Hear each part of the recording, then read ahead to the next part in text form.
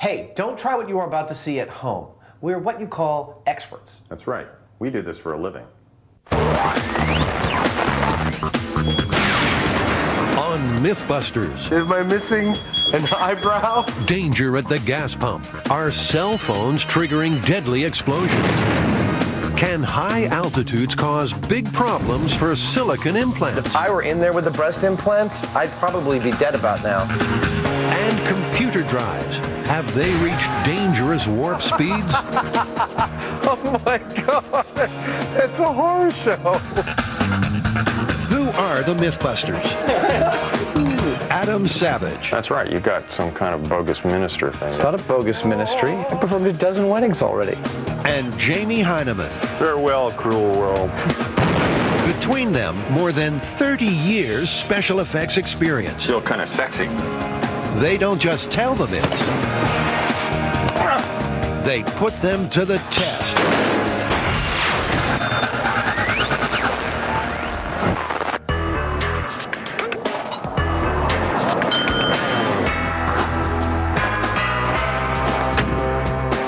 Hey, wake up, farm boy. What? Can you help me with directions to Antioch? I'm lost.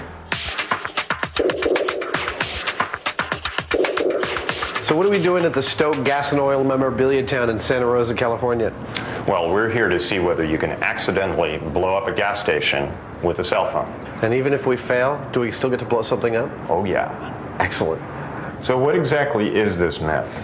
Well, it's an email myth that says that the use of a cell phone near a gas station could cause an accidental explosion.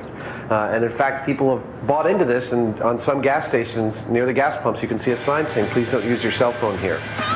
But also, it's a very good story, and a very good story is very powerful and promotes belief. Heather Joseph Witham, resident folklorist, has another dramatic cell phone explosion story. Well, the story goes that there's an executive speeding along on the freeway in Los Angeles, and all of a sudden he hears the ding, ding, ding, and looks down and he sees that his car is just about out of gas. So cursing and frustrated, he gets off the freeway. He drives up to a gas station, gets out, starts pumping the gas, takes out his cell phone, and calls the office. At which point, there's a tremendous fireball that engulfs the executive, and then the entire gas station explodes.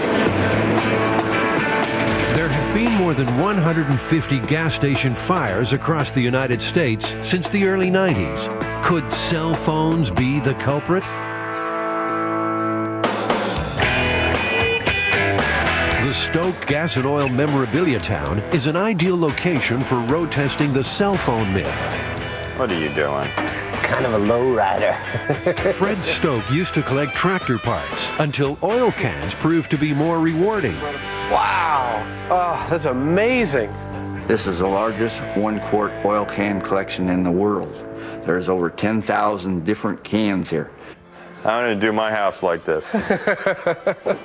Well, we're going to need a big blast chamber, something large enough to contain a large explosion and protect us, and also to control environmental conditions like humidity and temperature and that kind of thing. We're going to need gas and a way to get it in there in a vapor form, and we're going to put a cell phone in there and call it and see what happens. The chamber will be constructed from Lexan, a polycarbonate product favored by race car drivers and jet pilots. I find this very appealing. Polycarbonate is a plastic that is extremely tough. You can about fold it in half and it won't break. It'll stop a bullet, it'll stop all sorts of shrapnel, and I just love this stuff. I love it. Anticipating a big bang, the guys are constructing the chamber with a failure point, the center of the two halves of the box.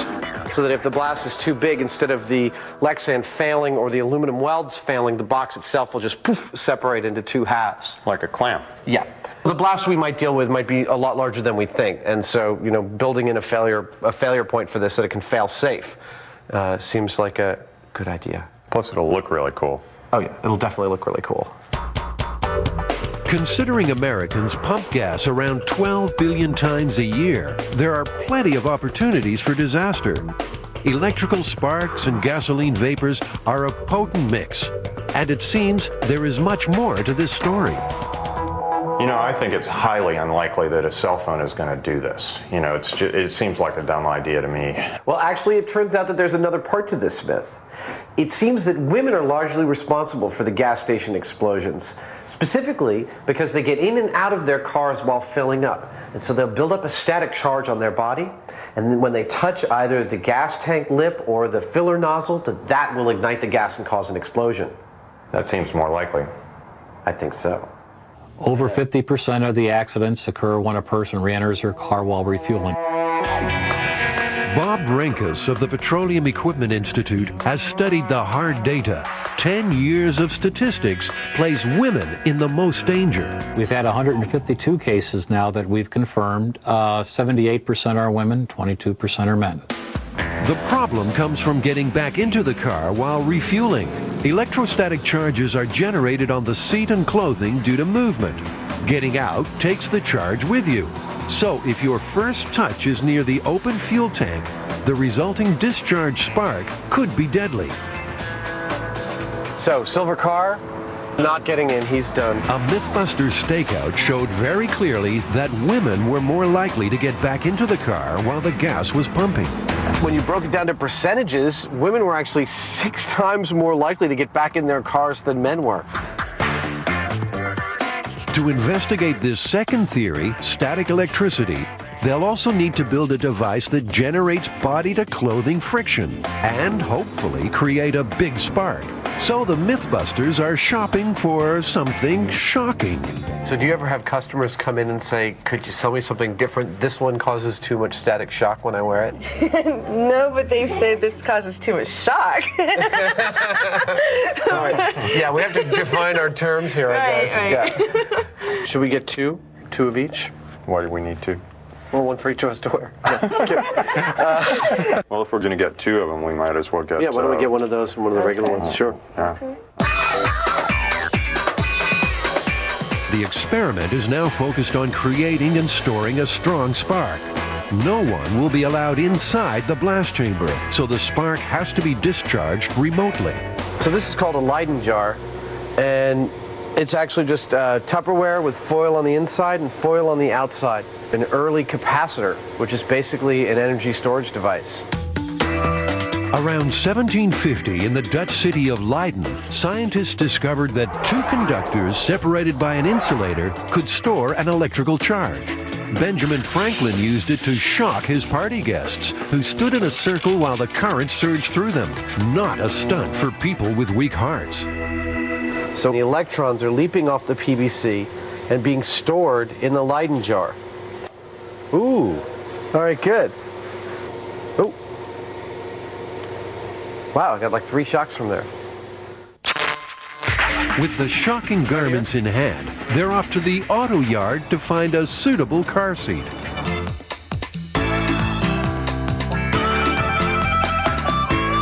You think we could build some panty friction in the bed here? Well, that's what it's for, isn't it? Well, we won't be the first. Oh, ugh. These panties had no idea what they were in for. This is like where panties go when they've been very, very bad. Boing. I mean, I don't know which one actually to go with anymore. At this point, it's just like a sea of rubbing and vinyl and wet car seats. It's like high school. That's actually good. I got more of a charge off of this than anything yet. They have the seat of choice, but will it provide the necessary charge? I don't see any sparks. Watch this. Ooh. Back at Fred Stokes Gas Museum, the fire department has arrived to supervise the experiment. So, is it cell phones or static sparks that cause gas station fires? Well, let me see. We've got a crash test dummy with his legs removed. We've got a panty-static generator with leopard fur and panties wrapped around it. It's not exactly hard science. Nonetheless, the firemen want a much smaller bang. Too much gasoline vapor inside the chamber, and it becomes a very large bomb. What's the potential? What could go wrong? Break all the windows around here. You know, that might be the worst case. I don't want to see that happen. Jamie wants a big boom. Down, boy. Down, boy. He's being a little conservative, which is his job, and I appreciate that.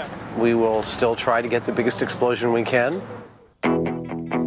Time for the fire protection suit. Delivering the gasoline to the chamber is Jamie's responsibility. He will use an aerosol device to spray high concentrations of flammable fuel vapor directly inside the blast chamber. So I rigged up the cell phone in there. Okay. When I call it, it says detonate. Very cute. Okay, we're going to start the fuel. You guys ready?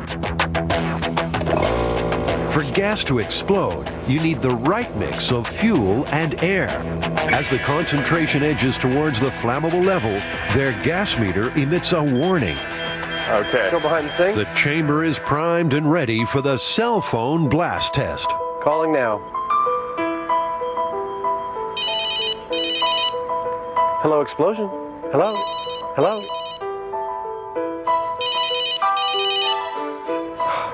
He never answers his phone. Both Jamie and Adam are confident the cell phone won't cause an explosion. It creates heat, but not enough to cause ignition. Time to test the second theory.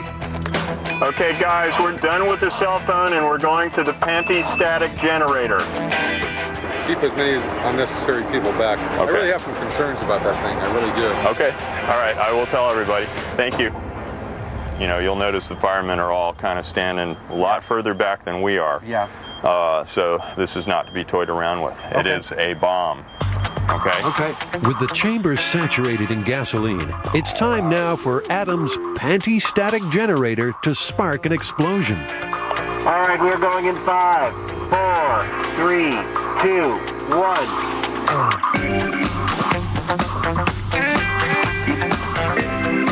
We should have had a spark right about then. Come on, baby. Okay, I've gone through what should have been like at least 3 sparks so far. Okay.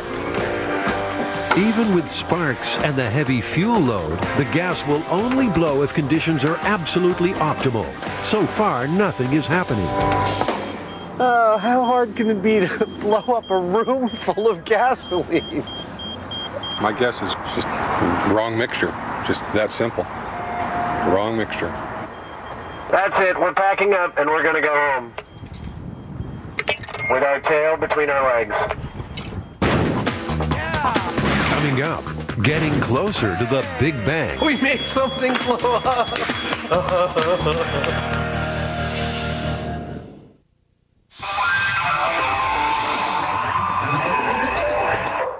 So it's back to the drawing board to see if cell phones or static sparks can cause gas pump fires. Ignition is still proving to be difficult, but the personal flashpoint is rising. Wait, hold on, Adam, before you break up all afternoon's work. Give me just a I thought all 4 sides were taped. You're a nice guy and all, but sometimes you're a bull in a china shop. I'm not going to respond to that. Let's just see whether this works. To get a bigger spark, Jamie connects a device called a Jacob's Ladder. You'll be familiar with its climbing arc from those old science fiction movies. But this is no toy. It's high voltage and potentially lethal. Now be careful in this metal. You know, we've got some pretty heavy-duty currents here, so. All right, shall we lose the spark and get some gasoline going and blow some stuff up in miniature?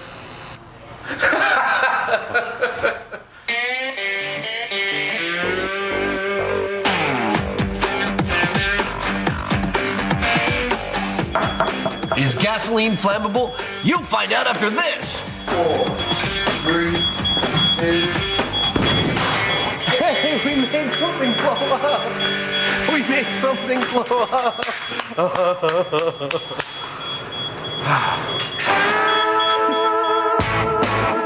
Adam has improved his Leyden jar. The heavy-duty version will provide a potent spark.